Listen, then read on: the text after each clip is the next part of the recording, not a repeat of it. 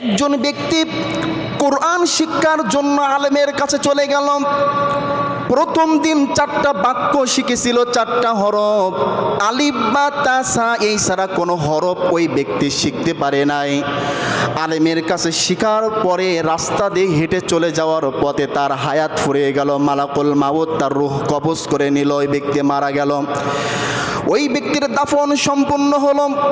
কবরের ভিতরে যখন এসে ফেরেশতারা যখন আসলেন, মার রব্বুকা, তোমার রবকে, তখন ওই ব্যক্তি বলে আলিফ বা তা সা।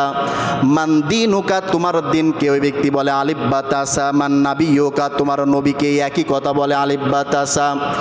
এই ছাড়া তার মুখে আর কোনো কথা নাই।